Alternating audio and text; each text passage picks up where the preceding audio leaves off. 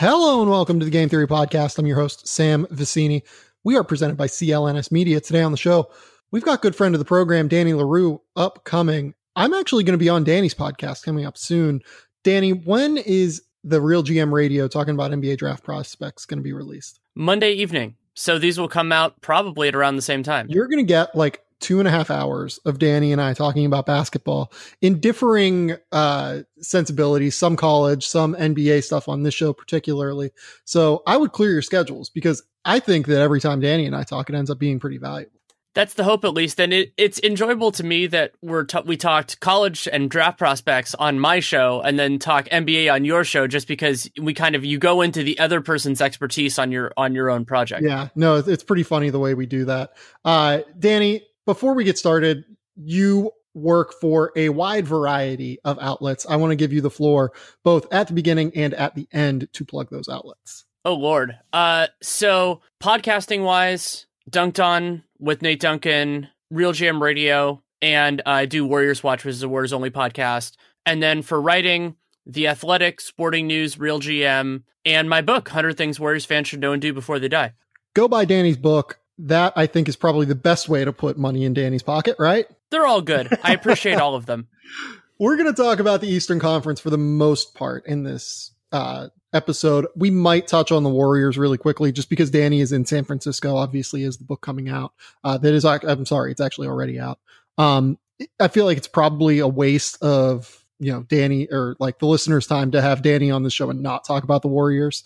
So we're going to do that at some point, but we're going to start with the Eastern Conference. And if we're going to start with the Eastern Conference, the first question I kind of want to ask before we get into the Cavaliers 11-game win streak. I mean, I feel like that is probably the most, resounding storyline within the East right now. But before we get there, I want to ask you just generally, is the Eastern Conference a little bit better than what people anticipated coming into the year? Yeah, it is. And I think there are a couple of ways that you can quantify quality. It is a complicated thing when you're dealing with 15 teams, but I think a good representation of that is before the season started, a lot of us expected that you could potentially make the Eastern Conference playoffs winning 37, 38 games. And that is certainly possible. We're about 20 games in, so there are a lot of things that can change. But right now, I would probably put that around 41 or so. And so that's a pretty big upgrade. It doesn't sound like a lot, but it really is when you think about the course of a season.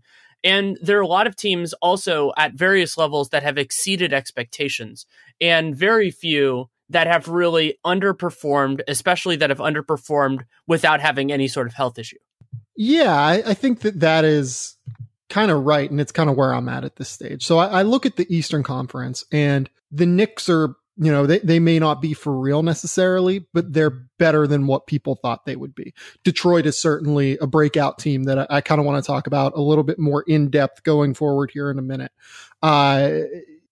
Even Philadelphia, I think, is a little bit better than what we thought. Miami is basically exactly what we thought. Orlando is 10-14 despite their hot start, but they're even a little bit better than what we thought.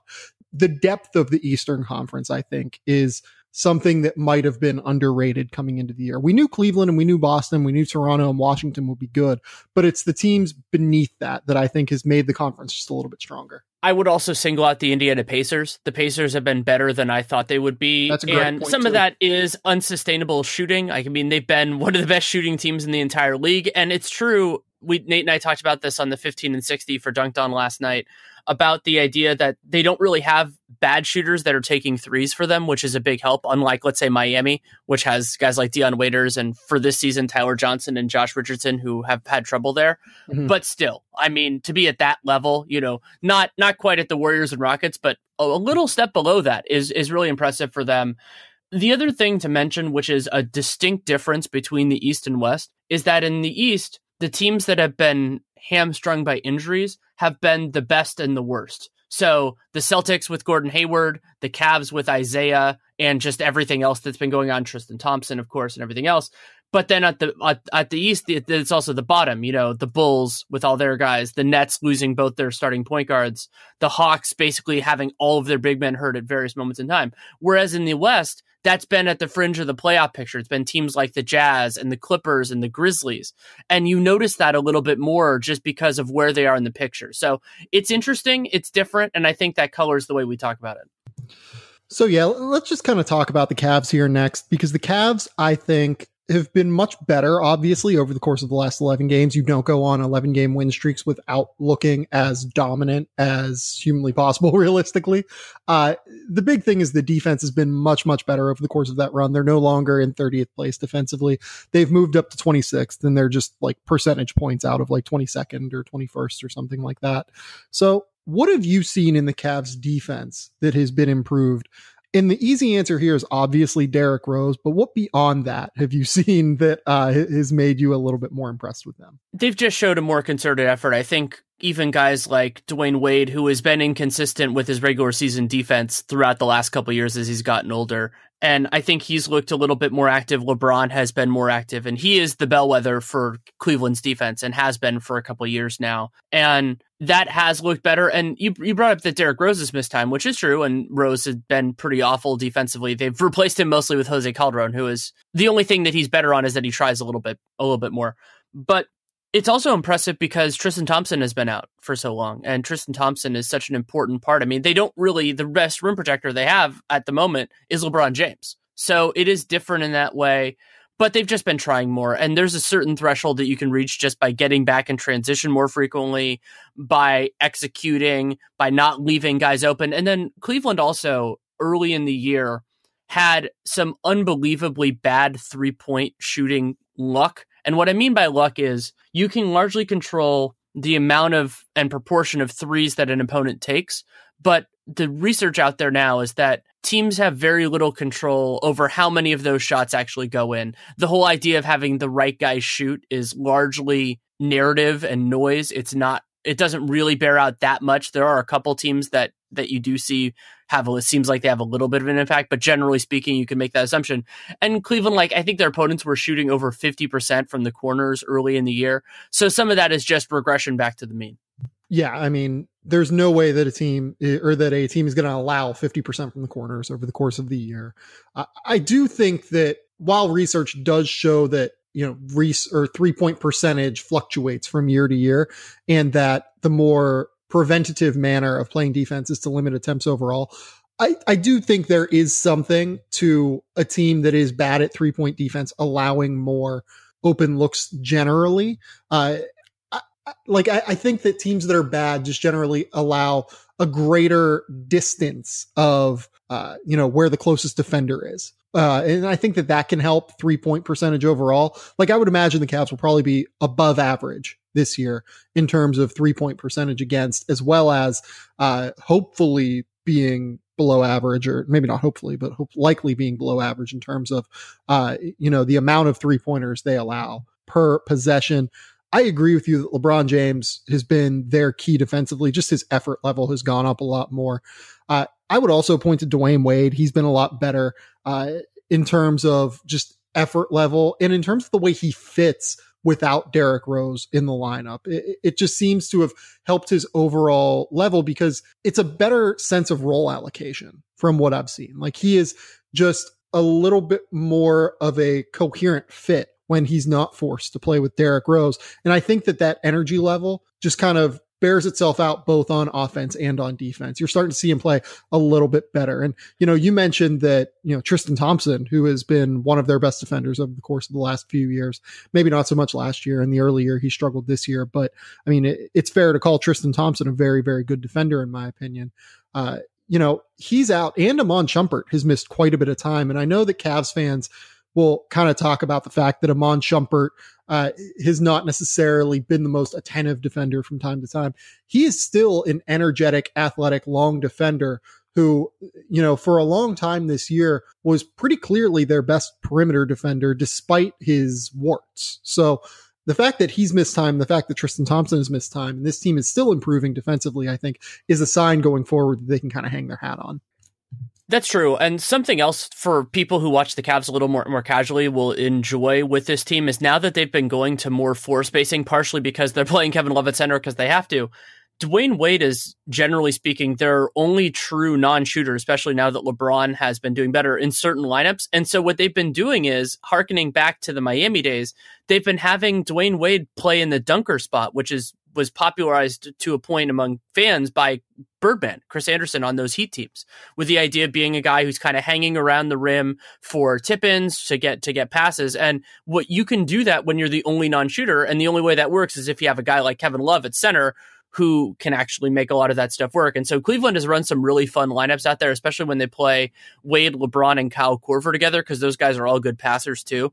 So Cleveland is kind of getting into some of the stuff that I wanted them to do the whole year. And Lou has benefited in some ways from just having to shuffle this deck up, because early in the season, you're dealing with a lot of, the word that I use is political pressure of just guys that you sign, guys you made commitments to.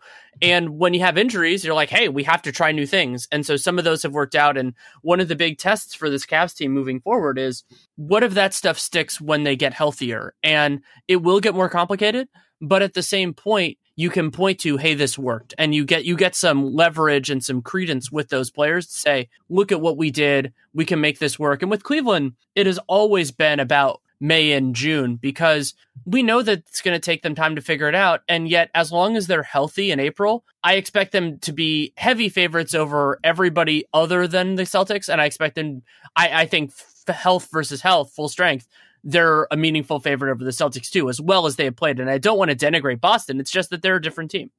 Yeah, no, I agree with that. And I would even add Channing Frye to that mix as well, with Korver, LeBron, and Wade. They're running out those like kind of pseudo bench lineups with LeBron James, and Channing Frye has played a much larger role over the course of the last like 2 to 3 weeks, where, you know, they just run out these massive shooting lineups, as you mentioned, where, you know, you said Kevin Love is the guy. I look at Frye as the guy who's been, you know, a kind of piece who can stretch the floor and help minimize the spacing issues that Dwayne Wade has, you know, I guess that he just kind of perpetuates on the floor due to his presence.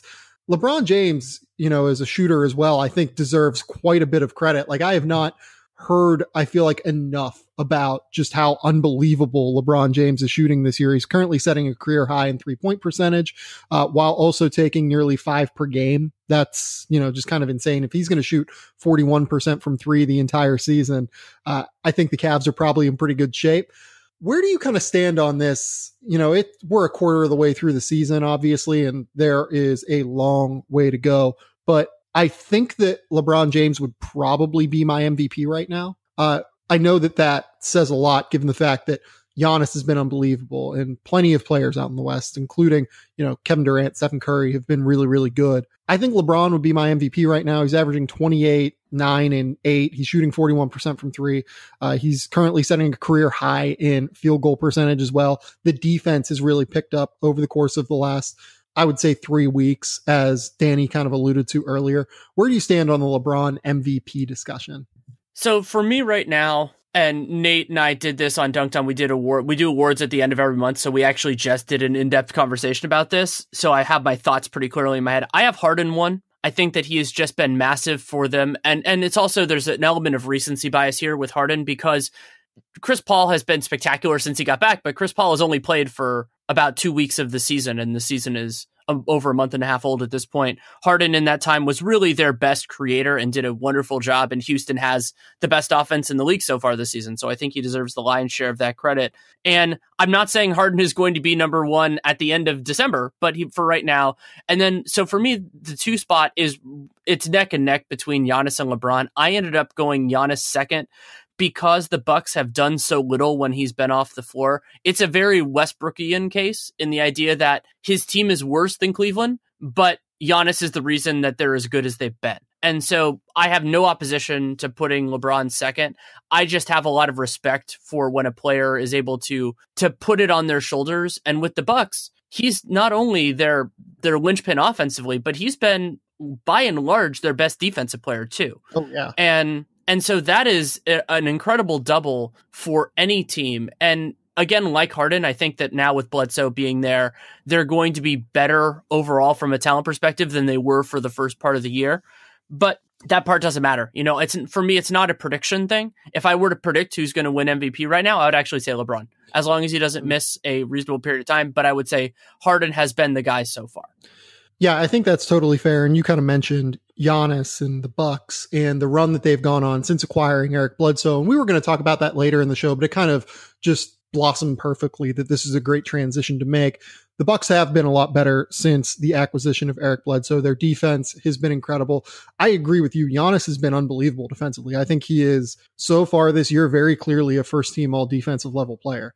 Just the way that his length affects the game is unlike really anyone else. It's the unique combination of length and mobility that only Giannis provides to an NBA floor right now that well, and sorry to interject, but also he's been playing power forward. Yeah. And Giannis's natural position to me is the 4, partially because he's a great weak side guy. Yep. And if he's guarding threes, you just can't be in both places at once. Even Giannis, as big as he is, can't be in both of those places at once. And it's also the reason why I'm a little bit more skeptical than most people on the Jabari-Giannis fit, but he is awesome at that. And the other element of this that needs to be discussed is that after they got housed by the Utah Jazz, the Bucks have made a shift, which looks like it's real for now. We don't know if it's permanent because it's only 3 games, where they've been blitzing the pick and roll a lot less. They've been hedging a little bit less. And so they've been relying a little bit more on switching, a little bit more on defending normally. And that is awesome for them because Milwaukee has fantastic personnel for a switch-based system. Eric Bledsoe is larger than most point guards. He has a super long wingspan. He's also very strong. Giannis is quick enough to defend almost anybody. And then there are swingmen, they're versatile enough. They can make it work. Tony Snell, Chris Middleton, stuff like that. And so they've looked a lot better. It's hard to say, that it's a huge deal because 2 of those 3 games were against the Sacramento Kings, who are a dumpster fire on offense. But the other game was against Portland, a team that actually blitzing works well against because they really only have 2 guys that you trust with the ball in their hands. And Milwaukee was fantastic in that game. So I think that the acquisition of Bledsoe kind of dovetails perfectly with that, to be honest, because teams that blitz often are trying to either A, get the ball out of, a single ball handler's hands, right? They want to, teams that don't have a lot of ball handlers on the floor, they want to make sure that that guy can't beat them, or they want to force turnovers. And I think that Milwaukee, kind of felt like they had to force turnovers to get efficient offense early in this year. But now that they have Bledsoe, they don't necessarily have to rely on creating as many turnovers, and you can play a little bit more of a conservative defensive scheme because, you have slightly more efficient half court offense. That's an interesting point, and I think that's true. And also, Milwaukee benefits in a way that a couple other teams do from just being in the regular season, from being longer than almost any other team. And so if you're just switching, you have hands and passing lanes that teams aren't used to. And you can generate more turnovers, I think, than Jason Kidd was expecting just by having hands in places like that. And so I covered the game when the Bucks went to Sacramento in person, and they had 10 turnovers, I think, in the first quarter. And at least 3 of those were just passes that they get on autopilot. And all of a sudden it got tipped out. And then against the Bucks, a play like that is just death, because as long as Giannis can get out in front of anybody, and he can even do that at the power forward spot, he's just so fast, then it's 2 points. And so Milwaukee, I think they're getting closer to figuring out what they do well. And remember, Jabari is still a ways away from coming back. He is still doing prep on the court, but they're going to be super duper cautious with him because it's his second ACL tear as an NBA player. So yeah, I think the Bucks are kind of actually in Cleveland's camp, where they need to do enough to get in, which is not a problem in Cleveland's case, but is a little bit in the Bucks' case. But I'm far more interested in what they look like in April than what they look like now, as good as it's been. Yeah, I think that I agree with you that they just need to get to February, basically. I don't even know if it's the playoffs. They just need to get to February so that they can kind of get all of their guys healthy, get to where they play together for a long period of time, and then kind of go from there. The other guy that's really important to me is someone we haven't really brought up yet. It's Chris Middleton. He started really poorly this year. I kind of thought he had a sneaky shot to make the All-Star game coming into the year. I probably would have predicted that as a bold thing to say. He started really poorly though, but he's been awesome over the course of the last 3 or so weeks, 2.5 weeks. Just shooting the ball at a ridiculously high clip. He's scoring efficiently. He really brings something different to this offense that they need as a secondary creator, as a really secondary wing creator, I would say, now that they have Eric Bledsoe. His ability to knock down shots, but also create off of closeouts, is essential to the way that their offense operates. And of course, he's a very, very good defensive player who, is capable of matching up with different types of players and allows them to switch a wide variety of actions. Middleton is a really nice form of a 3-and-D wing. There are a lot of different types of that right now, even though there are very few individual players. And so Danny Green is, I would say, a better defensive player than Middleton. I'm a big believer in Danny Green, but one of the benefits that Middleton has is he is not only a better shooter, but he is a more aggressive scorer. And so what that allows you to do is, it's worth it to have a 3-and-D wing that is a fourth or fifth option. That, if that's what it takes to get one of those guys, if they can actually be efficient, by all means. But if you can have somebody who's a second or third option, I would say on a good team, Middleton's probably a third option. That's so much more valuable because it allows you to get different contributions from other spots. And, the Bucks are already doing that by having one of the guys who runs their offense play the 4. But Middleton makes a lot of these other elements work, especially because they play low usage centers like almost every other team in the league. Right. It's kind of the difference between Chris Middleton and Robert Covington, right? Like Covington is incredibly valuable, especially for that 76ers team, as I talked about Derek Bodner on the last podcast. But Middleton just can bring you so much more due to his ability to create off the bounce and actually score the ball in a more significant manner. Because like Danny said, he allows you to fill out the roster with just another good offensive player, or in Tony Snell's case, another really, really good defensive player. You're not as hampered in the way that you have to build your offense. You don't have to go out and find another creator. If that 3-and-D guy is also a creator, it just allows you to build your roster with more versatility, essentially. Yeah, that's a good point. And I'm excited to see where this team goes. They have a lot of potential. And also, they have a little bit more money now to spend because the Monroe Bledsoe deal actually, of course, it added a commitment for next season, but it also reduced it for this year. And so because they had been so judicious about the tax and actually stretched Spencer Hawes using the provision, so they added a little bit for next year. What I think they should do with that is just be a little bit more patient. And then around the buyout time, they can just throw a little bit more money at somebody than most other teams can. The other team, if they wait on it, that could do that is the Boston Celtics. And so with Milwaukee at that point, maybe Jabari's back and they can just say, hey, this is what we need. Maybe they can even get a guy who can be in their rotation, which would be massive. Mm-hmm. They can get somebody who could be in their rotation for, let's say like $4 million prorated or something like that. That would be wonderful for them. So I guess that my next question for you is just generally, how much does the lack of interior threat really bother you? Like how significant is that going to be long-term for this team, given that, they are running out guys like John Henson, Thon Maker, really skinny guys who realistically are probably, I know there's a lot of excitement about Thon, but he's probably a bottom end of the rotation kind of guy right now. It bothers me a lot more on their second unit than their first, because now with Bledsoe, like basically if you're starting Bledsoe, Snell, Middleton, Giannis, you can generate reliable offense with those guys, especially if they can be better defensively than they were early in the season. Their second unit, Brogdon, has been, certainly an upgrade over Dellavedova, but I don't think his presence alone, even on a second unit, means that you're going to have a reliable offense. And as deep as Milwaukee is in terms of forward-sized guys on their starting 5, they're still a little shallow in the second unit. So one way that you can resolve that, and this is where I think the league is going, is just having those more back-to-the-basket centers on the second unit. And they used Monroe really well in that way last year. Monroe was their best center, but came off the bench because, by and large, they needed that. They bounced it around a little bit last year and this year. But it's a way that they could really be helped out. And so but I think that when you have Giannis in particular on the first unit, I'm totally fine going with a 4 spacer or something like that if they can play defense, but you have to have that guy to help center the defense. So whatever they can do offensively is benefit, but you need that first. Before we move on though, Danny, I have a couple of ads to read. Holiday cash, you need it, and I know where you can get it. MyBookie is the place to score serious cash on your sports predictions. Believe it or not, the holidays are just around the corner, and while that means plenty of parties, gifts, and spending, it also means there's lots of football, basketball, and hockey games that you can score big on every day. Man up and play like the pros on game day. You can play the money line, side, or total. MyBookie is your hookup for all your betting needs and offers super fast payouts when you win.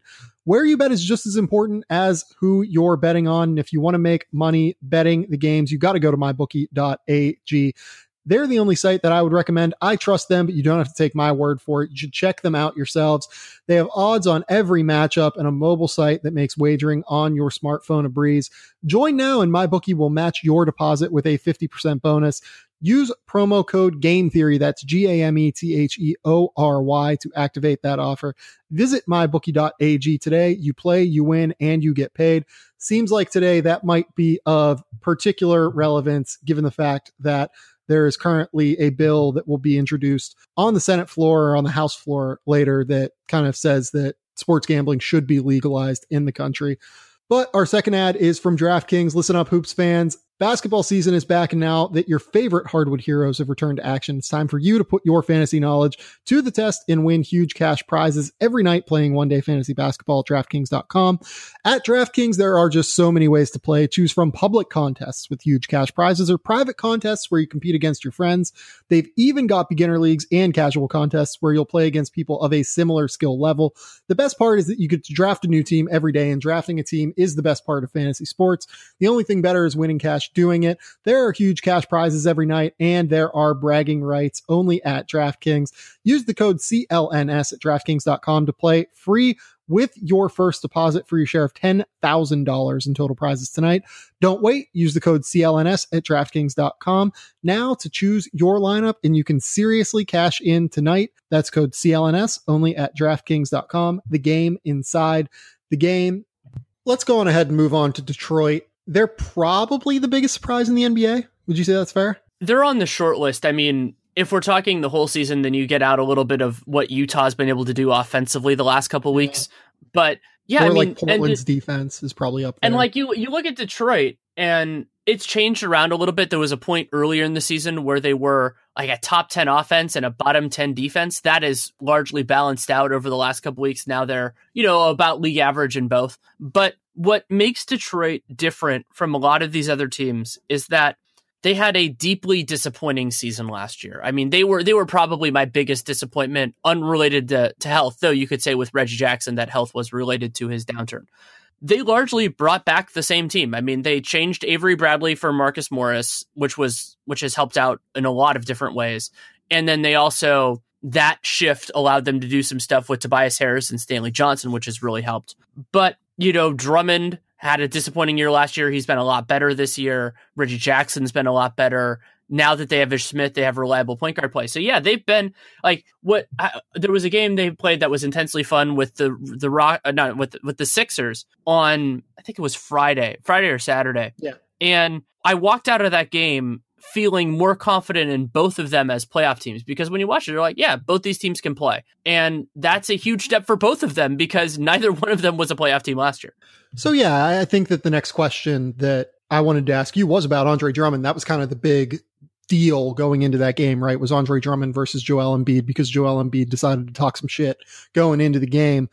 Is Drummond, I don't want to say is he the most surprising player in the way that he has improved his game coming into the year? And the reason that I ask that is that he's literally doubled his free throw percentage first and foremost. Like, he is now a 65% free throw shooter, and it looks relatively sustainable at that level, or at least like maybe the 60% level, which is a huge, huge improvement because teams can't necessarily hack him as much as possible. The second and almost more shocking development in Drummond's game is the passing. They're using him a lot more in the high post. They're using him a lot more to initiate offense. He has a 17.6 assist rate right now. That is damn close to his first 5 years. If you add up the assist rate combined, like, yeah, I mean, here's how I'll put it. So assist percentage is a good measure for that. He is right now tripling his career high in assist percentage. That's the proportion of plays that you finish with an assist. And the other big efficiency change, so those two are both important. I mean, his free throw rate, or no, his rate is also higher than it's been the last couple of years, but also his success is the bigger part. So he's been at, around a 40% free throw shooter for his career. He's at 65% right now. He was over 70 for a brief period of time. So we'll have to see where it ends up. But the other part, and this should be appreciated in his offensive game, is that one of my biggest criticisms of him was that he actually, unlike DeAndre Jordan, did a little bit too much from floater range. It was just never a shot he was good at, but he took a fair portion of them. Like last year, 42% of the shots he took were in that floater range, 3 to 10 feet. Now that's down to 24, and so now he's shooting 70% of his shots at the rim. That's great. You know, that's what Andre Drummond always should have been. It's what he was early in his career when he was hyper efficient. Like, he was basically what John Collins is right now, where John Collins is basically taking all of his shots at the rim and then a rebounding monster. And yeah, it's great if you can do more than that, but that's a really effective player on a lot of teams. And Drummond has gone back to that and added this passing element.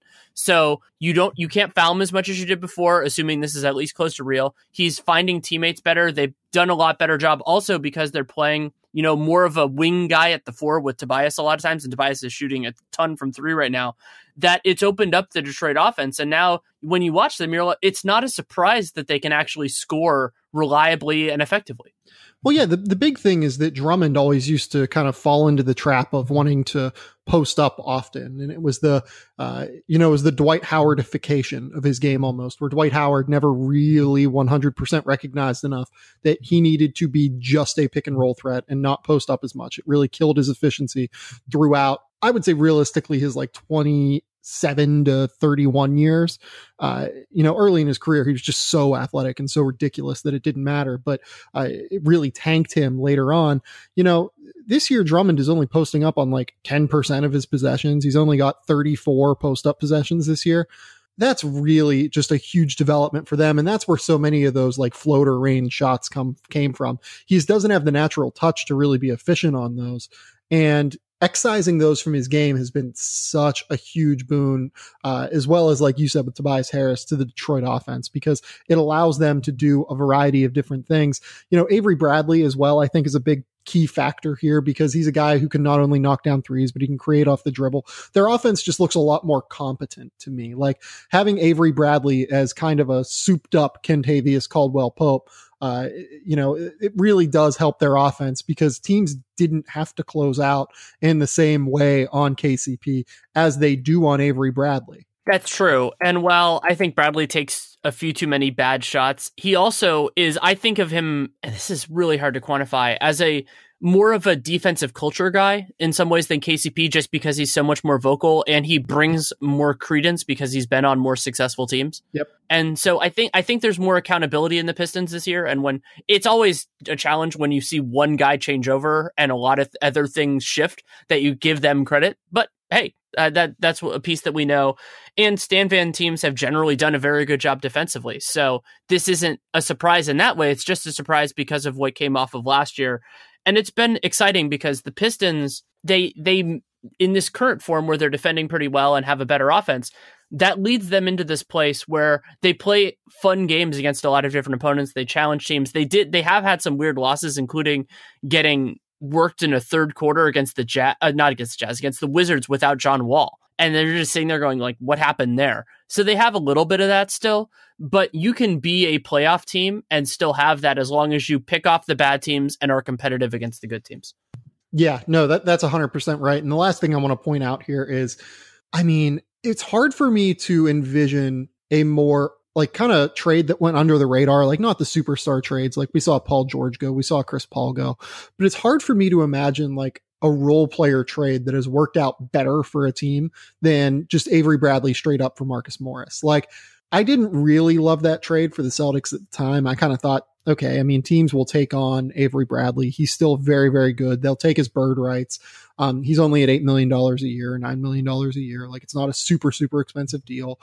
I would rather just have future assets for Avery Bradley than Marcus Morris. But, to get that without giving up future assets is just remarkable to me. Like that is to me probably the best under the radar trade that has affected the NBA season so far this year. Yeah, and you can make a criticism that, the way that they handled KCP, because they really did lose out of it in that circumstance, though it's way harder when it's a restricted free agent. Like that's always a complication with this. But he's helped them a ton. And in both situations, you could argue that it's opened up their offense because Bradley, instead of Morris, opens up in terms of ball domination and all that kind of stuff, just because Morris, if he kind of like his twin brother, they make teams a little bit Morrissey. And that's actually why I think Markieff shouldn't start on the Wizards, is the same idea when John Wall's back. And that works okay when you're coming off the bench, which he has been in Boston, and having Avery Bradley, because of his equity with the team and because they were losing Isaiah, I think Avery Bradley would have been a little bit domineering in the Celtics offense and has allowed them to become more egalitarian too. And so you can see Jason Tatum and Jaylen Brown in particular being more empowered. And I think that system has worked a lot better without Gordon Hayward than it would have if they lost Gordon Hayward and Avery Bradley was still there. Yeah, the point about teams being more Morrissey when Markieff and Marcus are on the floor is really funny, just because they do just bog things down in so many ways. Like, they're not opposed to holding the ball for 3 seconds and just kind of chucking up mid-range shot. They've at least moved back to the 3-point range and extended their range a little bit, but it's just a funny, little eccentricity of their games that makes them a little bit more valuable realistically than they should be. And, let's kind of move on. I think we've talked enough about the Pistons beyond to say, I'll ask you this. How sustainable do you think this is? And do you think they win? They're on pace to win like 48 games. Let's say that. Do you think they win like 43 games this year? I think it's somewhere in that range in the mid 40s. A lot of it depends on health, but I would say if they have about the same health that they've had, like 44, 45, something in that range. But you assume that every team is going to have a few nicks and cuts over the course of the rest of the season. So something, a little bit low 40s is a fair approximation because you don't assume full health. And I think in terms of the structure of this team, I expect that to continue. And I think they're solid. And what remains to be seen with them, and this can be, I think of this more as a way to talk about the Bucks, which we already did, but where that ends up falling, because I think, to me, depending on health, of course, the Celtics, the Raptors, the Cavs, and the Wizards should be all above that. And the Sixers, if they stay healthy, I think they could very well be as well. And so then then you start to get in the question of like, okay, so if the Pistons being the 5, the 6, the 7, or the 8 seed, that makes a massive difference in terms of your expectations in the playoffs, even with the uncertainty of really where Cleveland's going to end up. So let's just kind of move on to a couple other teams here that have, I guess, been surprises. I want to talk about the Knicks real quick. I've talked a little bit on this show about the development of Kristaps Porzingis as a shot creator and how much that's opened up the rest of their offense. The thing that's been most interesting to me, though, is the way that it's kind of meshed really, really well with Enes Kanter. Kanter obviously has his deficiencies as a basketball player, namely anytime he's put into any sort of space defensively, it's going to be just a nightmare for what the Knicks can do and, how versatile they can be defensively. But one thing that I've always kind of talked about in pairing with Porzingis is an elite level offensive rebounder. And I think that the way that the Knicks are utilizing Enes Kanter as that elite level offensive rebounder and paired them together has been a really interesting use of their skill sets. And the fact that, also Kanter just hasn't totally tanked their defense. Like, they're sitting at a 105.2 defensive rating. That's basically league average right now. So what have been your impressions of the Knicks? And, what are some of the things that have stood out to you?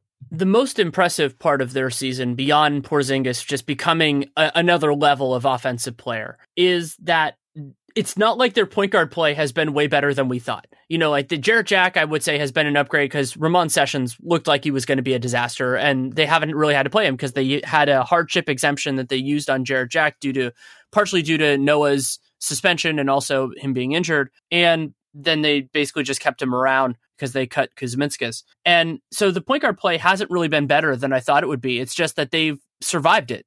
Tim Hardaway Jr. has been a little bit better than I thought offensively. Courtney Lee has, but then, as you said, the Porzingis-Kanter combination has done better. And it does make some sense. The biggest point that, and you and I talked about this a little bit on Real Jam Radio with Porzingis, is I expected him to be better at using the quickness advantage on opposing centers than the size advantage on opposing fours. And it has been the opposite so far. He's really done a nice job of treating those smaller guys like a ball rack and just shooting over them, knowing that even if there's a contest, it doesn't really matter to him. And offensively, that Kanter makes a lot of sense with that, because then you if he's spacing the floor, mid-range threes, you still have somebody in there cleaning up the messes. Now, that leads to trade-offs in terms of transition defense and a few other things. But it proves that there's a kind of another way with Porzingis, but it's also a reminder of just how much better they can be if they improve the surrounding talent, because the Knicks have been solid and there are so many ways that they can improve. The Tim Hardaway Jr. point is a really great one. I don't think he's lived up to making $18 million a year necessarily, but at the same time, that is not necessarily vital to where they are right now. He's overpaid and that might hamper their long-term construction, but I think they're probably relatively happy with what he's giving them so far. And that's with him shooting a career low percentage from 3-point range. And you might say that part of that is from increased attention because he's realistically kind of their second option offensively right now. But you can also say that that's going to regress and he's going to be even better going forward for them. The Tim Hardaway Jr., signing and his play so far this year has just been a really interesting storyline to me. It's always a challenge when a guy has been better than expected, but still not worth their contract. And that's really where Hardaway is. And that's probably where he's going to be for a little while. I mean, you think back to what he was in the Hawks, if he's a tertiary option or something like that, he can be a productive offensive player. He's also not great defensively. He's not the sieve he was even when he was a Knick the first time around, which is good and important. And one of the benefits of Hawks University, presumably, or just getting used to being in the NBA. But you and I talk a lot about fit and pairing and things like that. And with Hardaway, part of the reason why I've always seen his best role as being a sixth man is that if you're not a linchpin offensively and you're not a lead defender on the wing, you're asking so much of the other guy. And it's very hard to get even one of those things, much less both in the same player. But he can be a part of successful teams, even if it's not his perfect role. And I think that's a mark of a good NBA player. And it's also hard with the Knicks because they actually have an underrated ton of talent at center. Like, Kanter has done a nice job this year, and he's has a gigantic player option for next year, which I think we both would expect him to pick up. Can't imagine him not picking that up. Yeah. Kyle O'Quinn has had a wonderful year so far. Backup center, paid like a backup center, nice contract. And then Willie Hernangomez, I believe I had him first team all rookie last year, did nothing to dissuade me from thinking he could be a rotation player on this team. They just have other guys above him. And then that doesn't even include the albatross that is Joakim Noah. And so they have just all these guys. And Porzingis, I mean, I thought of him originally as a center. That was what I thought was his best role long term. So the problem is Kanter is, even with how he's played, he's a net negative on his contract. So they could maybe get like a fringy asset for O'Quinn. Maybe they could get a little bit better of an asset for Hernangomez just because he has more years under team control. But the center is just not a position of intense value right now. So it's like it's like having a surplus of laser discs or something like that. Like, it's cool, and there are some people who are going to be super into it, but you can't turn that into something else very well. And so I want to see how the Knicks front office and, all the turmoil that they dealt with last summer, how they handle that. And also, they need to get more of a sample with Frank Ntilikina and Porzingis when he comes back from his injury, which thankfully is a lot less terrible than it looked like at the time. I thought there was a chance of a break or something like that when Justice Winslow basically stepped on his foot and then Porzingis was coming up. It looked bad. But fortunately, it's not that bad. He's not going to play on Monday, but he might be back after that.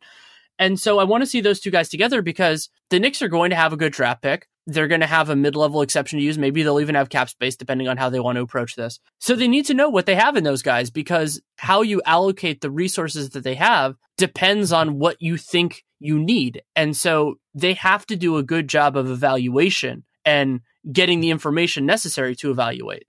Yeah, I think that every time Porzingis goes up and gets stepped on, or anytime Porzingis goes down with an injury, it looks particularly bad. You know what I mean? Just because he's so long, he's so gangly, he doesn't have like the most, traditional build, that it's always going to look kind of funky whenever he ends up going up and someone steps on him and he crumples to the ground like the way he does. I don't mean to make light of it. I'm just saying, like, it's always going to look maybe a little bit worse than it is.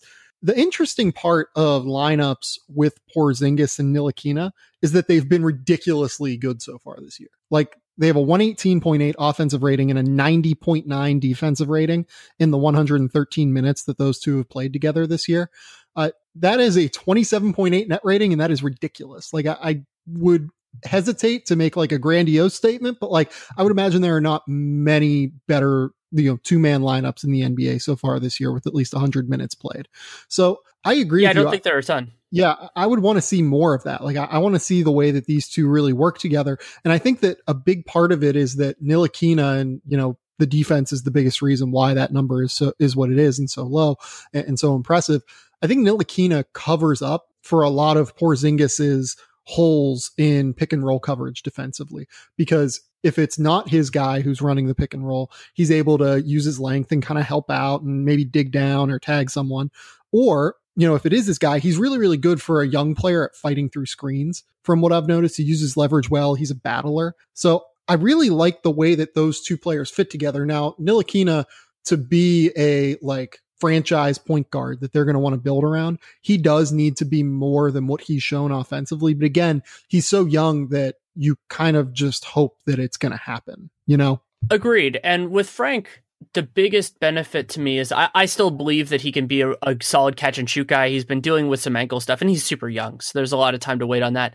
And he's long enough that, let's say it doesn't work, that he's a reliable creator offensively. And he's been better this year than I expected him to be. You can play him at the 2, or you can play him as next to another guy who's ball dominant. And that works. And yeah, if they have to do that, the Knicks are going to have to get somebody who's quite good. But that flexibility is really nice. I ended up overrating that in Dante Exum, which is part of the reason I moved Frank down a little bit, because it's, you learn from your past mistakes as a draft evaluator. But I really do like that versatility with Ntilikina, because one of the key questions that any good evaluator in this sport, in the NFL and whatever, says is, if the main thing doesn't work for whatever reason, what else can they do? And the guy who really forced me to really put this in focus was actually Adam Morrison. And when I'm like, if Adam Morrison can't score reliably against these vastly superior athletes, what else can he do? And the answer was not much. And so that really lowered his floor. It doesn't lower your ceiling, because the ceiling is if things work. And I like that about Frank, that he has a higher floor than a lot of raw point guards. You think about the difference between him and Dennis Schroeder. And Schroeder has done a better job, of course, of maximizing his talents offensively so far. But he's a lot older. But that idea that, okay, well, if he doesn't deliver that, he's still an awesome defender, and he can probably defend ones and twos and maybe a little bit with threes, at least in a switching system. And that's good. It's not a perfect player, but teams can use that type of a guy. And so I like that. It's not perfect, but I like it a lot.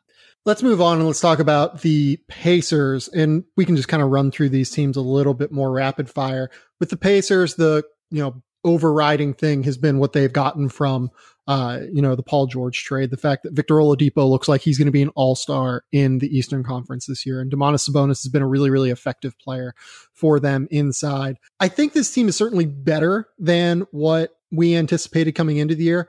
You mentioned the shooting early in the show as something that is unsustainable. I would tend to agree. Do we think, though, that this team is a legit playoff threat in the Eastern Conference, or do we think they're going to come down to earth? They're a playoff threat, but I don't know if they're a playoff favorite, because they have a couple wins logged on some of these other teams. I would say I would say the Bucks are better. The Bucks already have a better record. I think they have better fundamentals too. So if we kind of throw them, so then you're looking at probably the Pacers, the Heat, and the Hornets as the preliminary look for the last spot. And you could always expect one team to fall past them with an injury. That always happens. And so the Pacers are ahead of those teams in record, especially the Hornets. They're 4 games ahead in the win column, 3 overall. So they can come back to earth a little bit and still be okay. My biggest concern with them is just that sometimes the margins on them are a little bit tough. So if they lose a couple points on shooting, let's use Oladipo. So Oladipo, you're right. He has looked like an all-star statistically so far this year. He's shooting 43% from long distance. His career high was last year with the Thunder when he shot 36% from there. And also remember, this is on a much higher volume because he's not playing with Russell Westbrook. And generally speaking, for me on threes, especially if a guy is handling the ball more, I think that more volume leads to a slightly lower efficiency. So that part of it, I expect to tone down. He's also way more effective at the rim so far this year. I would expect that to, maybe be a little bit better, but not as massively because, the Thunder are a different team there. So if the guys like that take a step back to earth, Sabonis, I think, is finally in the role that made the most sense for him. Yeah. He's a center. He always really was a center. And he's not the greatest rim protector, but he does a good enough job. And so what always kind of made sense to me with him was the idea that he's a backup five. He's not a good enough all-around player to be a starting five, though he did a nice job when Miles Turner was out with that concussion. But what the NBA's modern definition of a backup center is, protect the rim well enough, be in the right place at the right time. He's done a wonderful job with verticality, and then contribute offensively. He can do that. And they put him in a role where he can succeed. And so with him, I don't really doubt the transition part from OKC to there. I don't doubt that at all with him. Whereas with Oladipo, there are elements of it that are a little concerning, but then they have some buffer. If they're a 500 team the rest of the way, they're probably a playoff team. And that's certainly a possibility. Well, I think it says a lot with Sabonis that he has the two highest two-man lineup net ratings on this team, right? Like he and Victor Oladipo have an 11.2 net rating together, and he and Darren Collison have an 8.8 net rating together.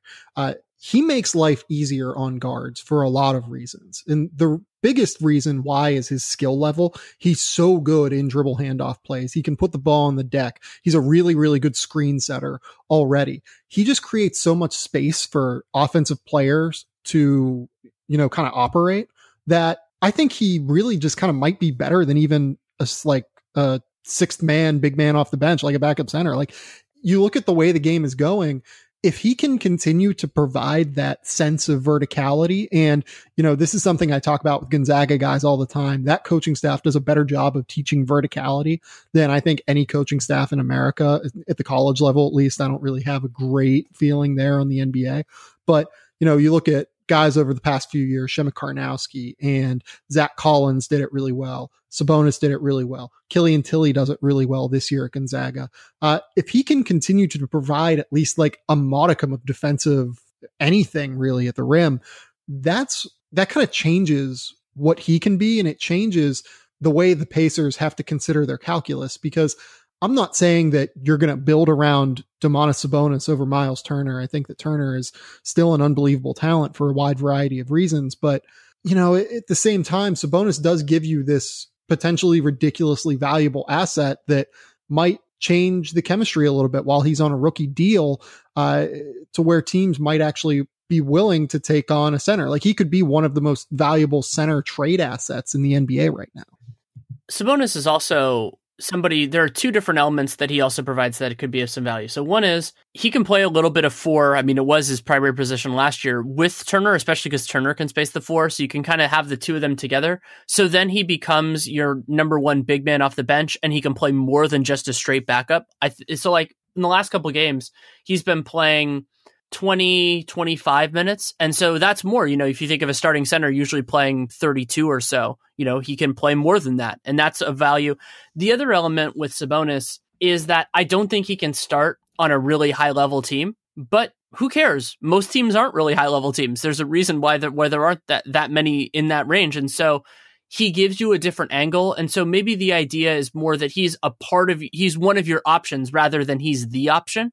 And as you said, that's still really valuable when a guy still has this year and 2 more years on the rookie scale and then has restricted after that. And we've already seen what's happened to restricted free agent big men that are not clear-cut starters. So I think you could price in, if I were theoretically going to acquire him or thinking about him as the Pacers, the fact that he's probably going to be underpaid in restricted free agency. Yeah, I think that's a really great point. He's kind of, there was that market, efficiency, basically. What is the market inefficiency is the point where teams get value. I would say that, maybe a market superficiency is where teams have to overpay to get players.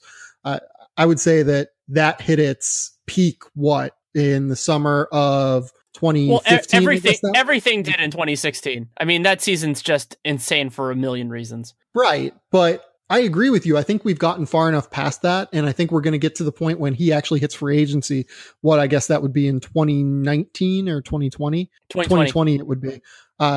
Where centers are paid properly and may even get a little bit of a discount, as you mentioned. So I agree with you. The Pacers are very interesting, though, for a lot of different reasons. Is Miami the least interesting team in the NBA to you? Because I think they are to me.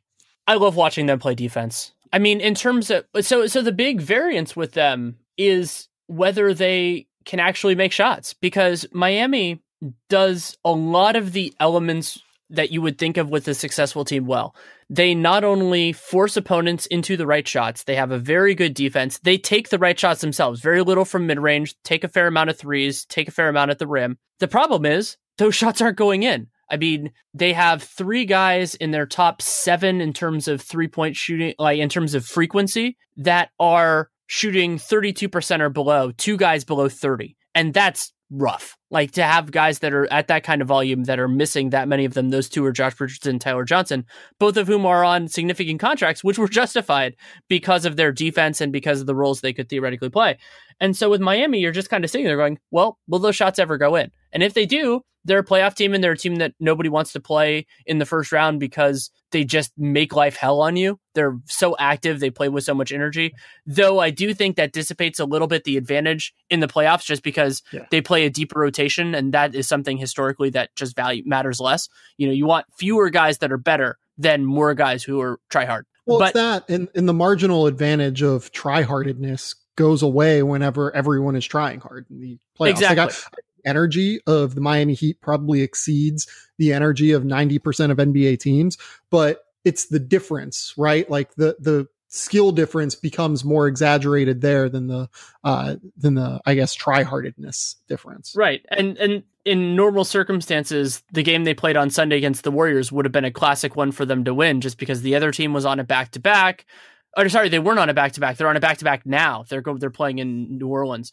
And but they're in the middle of a road trip, all that kind of stuff. It's Miami. They had a day off in Miami the day before, and that's the type of game that you can blitz. But the Warriors are the Warriors, so they were able to do that. And so, but with Miami, like, you're just kind of wondering if that's going to work out. And now it looks like we're going to have probably a couple weeks without Hassan Whiteside. He's dealing with a second bone bruise on his knee, and that sucks. But they have other options there. I mean, they started Bam Adebayo, who was a, kind of a fringe lottery talent last year, intriguing center guy. And then they've been playing Kelly Olynyk at backup 5, which in some ways has parallels to what Sabonis is doing, just in terms of guys who can space the floor a little bit, bring different skill sets, aren't the best rim protectors. But what Sabonis brings that Olynyk doesn't is that I would say he's a significantly better defender at this point than Olynyk is. Yeah, I think I would agree with you. And I think that Sabonis will be able to stretch it out eventually. I think that they probably tried a little bit too early in his development. And they're both better with the ball in their hands than probably 75-80% of centers in the league, maybe even 90%. And you know where that goes back to? Again, I will point out Gonzaga's development staff being ridiculously good at getting the most out of their guys. Danny, are there any other interesting teams to you in the Eastern Conference? I know that you're interested in all of these things, but, is there anything else that has been a standout to you so far? The Toronto Raptors are running a modern offense. That's been a real standout. I mean, they're shooting a lot more threes, they're moving the ball more, and they're looking good doing it. So even though they haven't had the best shooting year, they're still better, or at least as good offensively. And they're not getting to the line as much, but they're still getting to the line plenty. And so that makes them a lot more viable moving on. Also, both of our favorites from the draft process last year, OG Anunoby, not only did he return more quickly from a torn ACL than was projected, because that's why he fell in the draft, but he's looked good. He's been starting for them, and he's done a nice job. And so I think that's one. I would say, like, if you want to watch, just kind of, I talked with the Miami about how they quote unquote do the right things. The other prototype of that on a team that isn't good is Brooklyn. Brooklyn, like, they're really fun to watch. They're just not talented enough yet. And so when you get a look at, like, I think Kenny Atkinson is doing a fabulous job coaching that team. They're just not good yet. And so you can kind of keep an eye on that and just keep it in the back of your mind of, like, hey, when Brooklyn actually has basketball players that are good, they're going to be competitive. They're going to be fun to watch. I just hope that ownership can be patient enough, considering the impatience is what led to this whole circumstance. Outside of that, I mean, there are little things to watch on everybody, except now the Hawks without John Collins for a couple weeks. That's going to be unfortunate. But yeah, I mean, or Aaron Gordon's 3-point shooting has been a lot of fun this year. So what I said before the year, that this was going to be the best league pass year in the entire time I've covered the league. It is absolutely that. It is still that. And the West is, of course, contributing too. But look for games of teams that are of like skill level, and you're probably going to get something interesting. I mean, the Pacers and Pistons played a really fun game a couple of weeks ago. The Sixers and Pistons played a really fun one. I'm excited for whenever we get Cavs Celtics. Those games are always just going to be a blast. And so you go all around the league, and then the teams in the middle are good enough to beat the teams at the top on an off night. And so that leads to more fun too. I want to ask you about one thing. A couple weeks ago, I made the proclamation that I think Spencer Dinwiddie is the most underrated trade target in the entire NBA. I think that every single team should be banging down the door, like from Brooklyn, to get him, because basically every team can fit Spencer Dinwiddie into their salary cap structure. Do you agree with that statement? If we're talking about players that aren't, starters or elite players, because I just think that's the most untapped value in the league. But outside of that, because those guys generally aren't on the market very much, Dinwiddie is great because he has I've heard it's non-guaranteed, not a team option, but I want to check that for myself for next year. And the problem is you can't decline it, make him a restricted free agent because this is his fourth year in the league. So you would pick it up anyway. Done a really nice job for them, both as a backup and as a starter now that D'Angelo Russell has been out. And point guard play is not what defines championships generally in the NBA, though. I mean, the Warriors have one too with Steph Curry as either their best or one of their best players, but it can sink a team. And we're actually seeing that to a point with the Nets because Dinwiddie isn't playing 48 minutes for them right now. And so, I would say, almost any team needs to make sure that they can have 48 good minutes there. And so having Dinwiddie, you can pencil him in for 18 minutes or so. I'm not sure his 3-point shooting is going to keep up. Again, this is another guy I talked about the Nets, quote unquote, playing the right way. 50% of Dinwiddie's shots this year have been from three, which if you were to tell somebody that when he was at Colorado would blow their minds. But also, he's done 5.2 assist to turnover rate too. Like he's just doing everything in a smart and not with great teammates. Like I think of point guards, especially if you're not a great scorer, as a talent distribution position. He doesn't have great talent to maximize in that way. And they've done a nice job. They have a 110, I believe, offensive rating when he's been on the floor since D'Angelo Russell got hurt. And it's about a 109 for the season. All right. The last thing I want to ask you about, Danny, like we said at the top, I want to talk about the Warriors just because to have you on and not talk about the Warriors would seem to be doing my audience a disservice. What are your thoughts on the Warriors? I don't really have too many thoughts. I feel like they're just basically, they are what they are and they're going to win the title.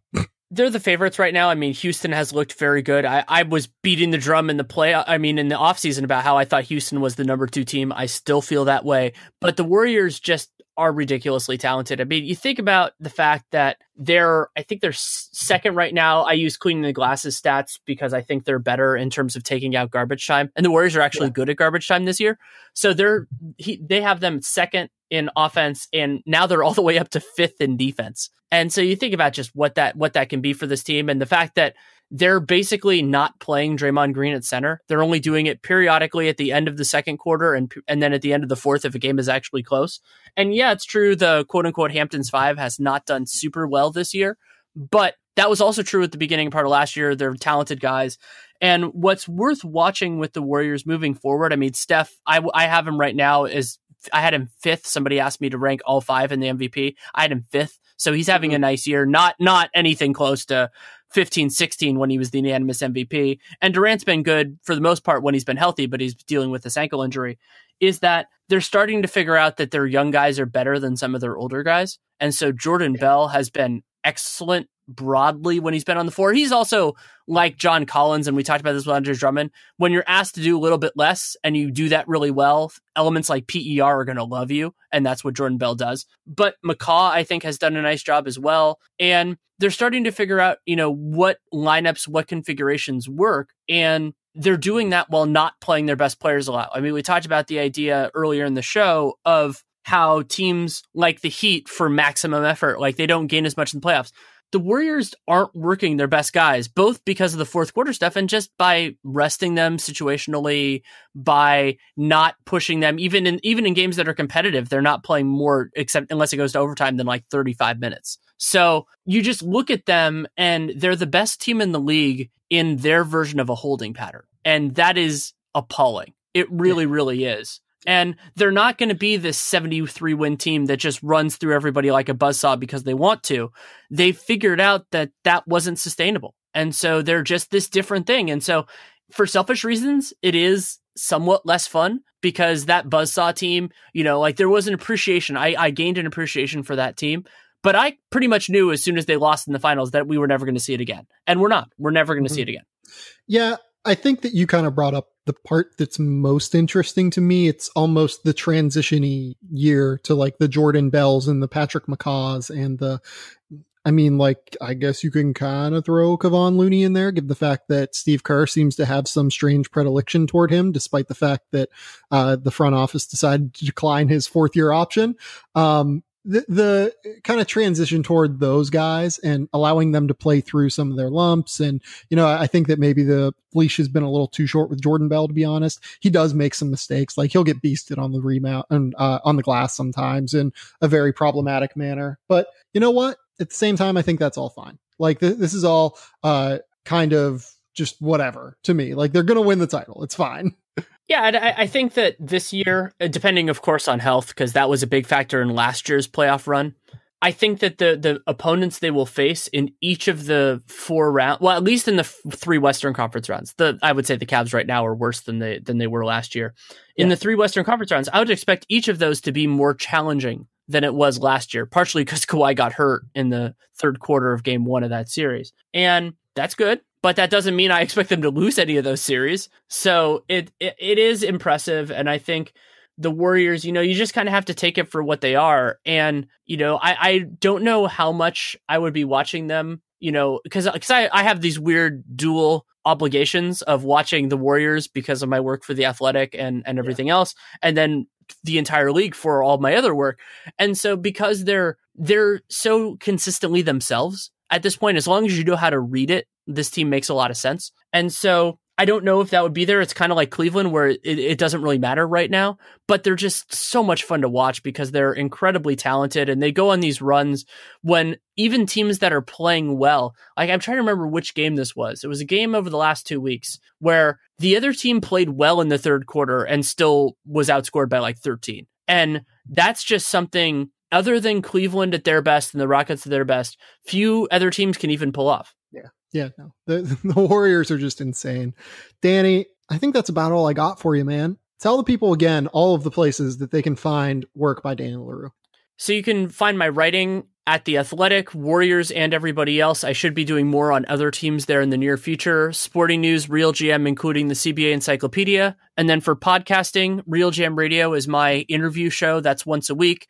Dunked On with Nate Duncan is 5 times a week. And then I do Warriors Watch, which is a Warriors-specific podcast whenever I feel like it. And both Real GM Radio and that are with the CLNS Media Network, like you. It's a great network to be a part of, Danny, and I'm very glad that you're kind of the reason that I'm a part of it. So thank you to Danny for coming on. Thank you to Danny for being a good friend, obviously. You all should go follow Danny on Twitter. You should all go follow all of his work. He does a great job. This has been the Game Theory Podcast. Please remember to rate, review, and subscribe to the podcast on Apple Podcasts. Whatever podcasting app you use, I think we're up on there by now. Please remember to subscribe to The Athletic. That helps out both Danny and I, actually, and keeps us employed. So we'll be back, I think, on Wednesday to talk about some of the more interesting NBA draft action. I know that Tuesday, Arizona plays Texas A&M, which means Big Bob Williams against DeAndre Ayton after DeAndre Ayton just had a ridiculous performance on Saturday against Brandon McCoy. So keep it locked here. We'll be back at some point later in the week. But until next time, we'll talk soon. Bye.